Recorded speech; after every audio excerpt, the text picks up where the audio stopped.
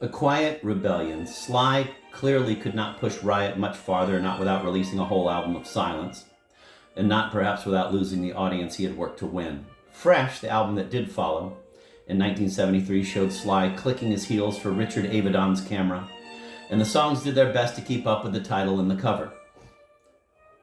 "There's a Mickey in the tastin' of disaster" was the first line of Fresh, Sly's instinctive paraphrase of Nietzsche's belief that he who gazes into the abyss will find the abyss looking back, that he who looks too long at monsters may well become one.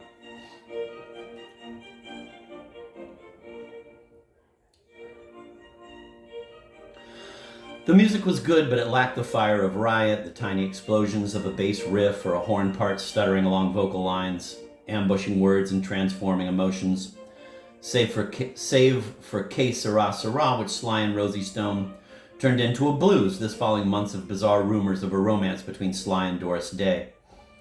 Quote, "Riot or no riot," end of quote, said a friend. Quote, "He hasn't lost his sense of humor," end of quote. The music and the singing lacked risk. Most critics applauded Sly's step toward a more positive stance, but there was little on Fresh to prove that it was more than a stance. Worse, the complexity of Sly's music, from everyday people to Riot, the tension between the individual and the group, the tension of politics orchestrated in personal terms, was overtaken by a straightforward presentation of Sly's role, and the group now seemed little more than his servant. The album's hit, If You Want Me to Stay, was a conventional comment on the ambiguities of stardom. And there were too many references to Sly's coke habit. "Switched to pep," he said. The time lag between LPs and the like. Such subjects may have been meant to work outside the limited context of Sly's personal dilemma, but they did not connect. Still, there was Que Sera, and the album could be seen as an attempt to figure out how it would feel to live with honesty and energy in a country that had forced the recognitions of Riot, but that had more to show those who knew how to look.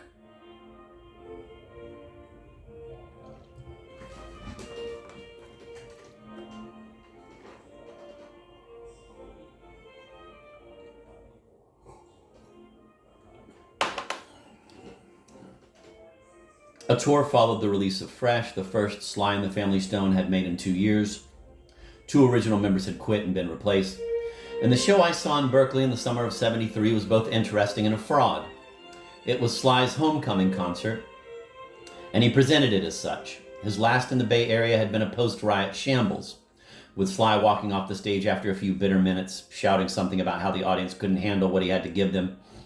He had played the Cow Palace then, which holds 16,000. The Berkeley Community Theater was nearly full, but it seats only about 3,000.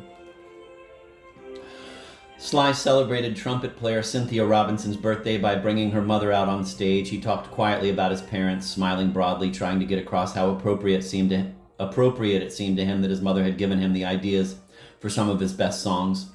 That was interesting and moving. It was the music that was a fraud. The playing was mostly mechanical, as Dave Marsh, who walked out on a similar show in Long Island, put it. The songs were a rehash of older, more frivolous material, also a rehash of the part of the past which is most insidious, bypassing the strength of songs like Everybody is a Star and Everyday People for the relatively empty Stand and Milady.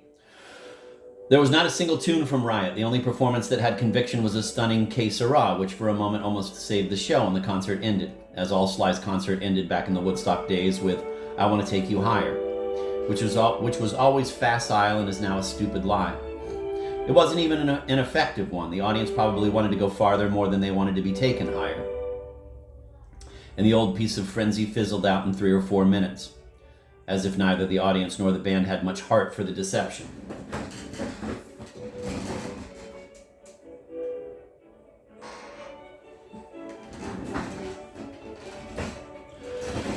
It's one thing to change on record. In private, Dave Marsh said to me when we compared notes on the tour. It's something else to look all those people in the face and tell them the good old days are gone. Maybe so. Perhaps if Sly had woven a new show out of Riot and Fresh, the next tour would have had him playing to empty seats. Neither record includes much of an obvious crowd pleaser, and something had already brought Sly down from the big arena to the theater. Most of all, though, Sly seemed eager to say that Riot had been a bad dream best forgotten. But if the weakness and failure of nerve of the concert I saw is what really grows out of Riot, that only means that the world Sly discovered and made real on that record is as debilitating as he said it was.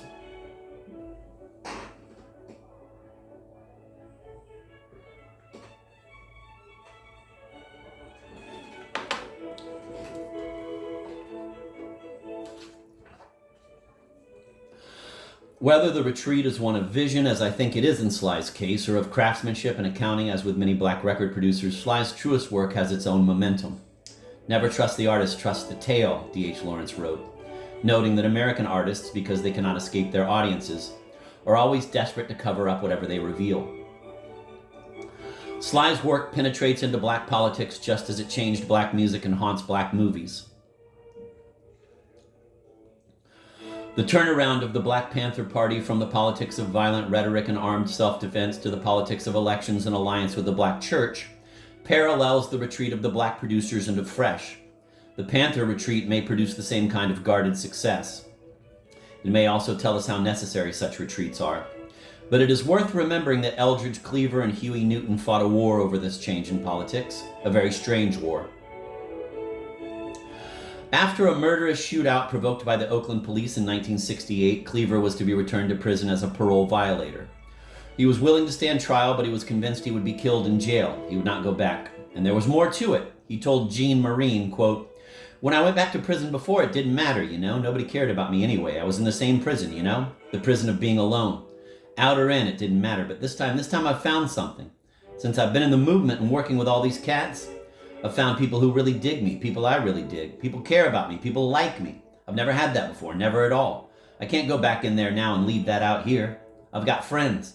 I got friends for the first time in my life, and man, I just don't think I can do without that anymore." End of quote. From Jean Marine, The Black Panthers, New York, Signet, 1969.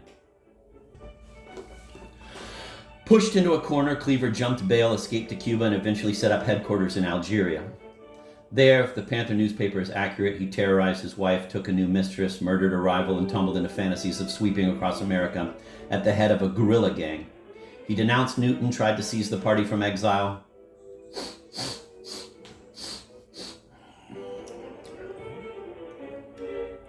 And ordered his followers on the East Coast and in Los Angeles to put his vision into practice. The war for the party commenced. Bodies began to turn up. Newton and Seal had founded the Black Panthers, drawing up their statement of aims and demands while playing Dylan's Ballad of the Thin Man over and over, as a local self-defense organization, but the idea was irresistible, and soon there were Panther chapters all over the country. As Bobby Seale says well, Stagger Lee was crucial to these new politics. A killer, a thief, setting himself up against his own people, plundering them to get what he wanted. They began there. They seized the fact of criminal violence and tried to turn that fact into a political threat. Since no one doubted the fact was real, the threat was taken seriously. Newton's idea came down to a new kind of power, growing out of the barrel of a gun that was good only as long as it didn't have to be fired. Because once it was fired, the other side was going to win. The Panthers walked that fine edge, threatened by their own rhetoric, which called for actions they could not afford to take. Their rhetoric won them some of the space necessary for action, but the police also forced them to live up to it. Police raids on chapter after chapter decimated the party. Many of those who were left were junkies, hoods, and spies. Both Newton and Seal had been off the street while murder raps, ultimately tossed out, were hung over their heads. The party had lost its center. Either it changed drastically or it died, and once Newton got out of jail, he moved to quiet it down and clean it out. Cleaver, a confessed rapist who had spent 9 years in California prisons, had been valuable to the Panthers not only because he was a superb recruiter and a good theorist, but because their politics were rooted in the streets. Newton's genius had been to bring Stagger Lee into politics and there transform him. That also meant Newton had to risk him. Newton's careful arrogance and perfect nerve under the guns of San Francisco cops had inspired Cleaver to join the party. But Newton is a man of tremendous self-discipline. The demands of his politics made on all party members were in some ways too much of a reflection of his own unquestionable ability to live up to them. Stagger Lee was a mask Newton could put on at will. Cleaver was not always under control, and the myth held more traps for him. But he could take it farther, even as politics. He really was Stagger Lee, and the explosive threat of his performance was vital to his role in the party.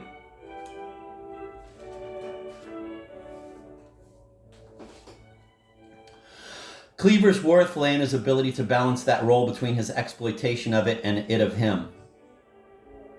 In Algeria, cut off from the people who had changed his life, that balance shattered absolutely, and his old nemesis roared back with a vengeance.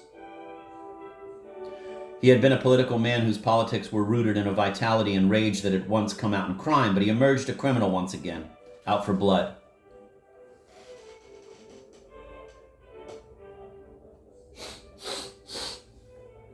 There were no politics. The balance broke down because the political space necessary to it had been taken away. And what was left was murder, not for a $5 Stetson hat, but the old story all the same. Cleaver fell back to Stagger Lee. He went all the way into his hands, and it may be that the only way he will ever get out will be with the epitaph John Hurt gave to his Stag O Lee, the cruelest epitaph of all. Standing at the gallows, head way up high, at 12 o'clock they killed him, and they all was glad to see him die. And that is the context of Riot. It was, I still believe, the context, but events have proved my comments on Newton and Cleaver more than a little naive. After a bizarre incident in which he arrested fellow fugitive Timothy Leary in Algiers, Cleaver fled to Paris, where he renounced politics for haberdashery. To wit, Cleaver's pants cut with an appearance for genital display.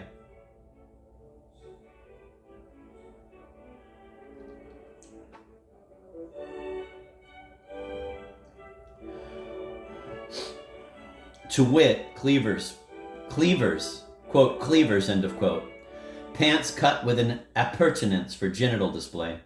Unable to interest a distributor in the latest in rapists' fashions, Cleaver negotiated with prosecutors back in Oakland, proclaimed himself a born-again Christian, returned to the U.S., and copped a plea to reduce charges stemming from the 1968 shootout, which Cleaver now said he had provoked.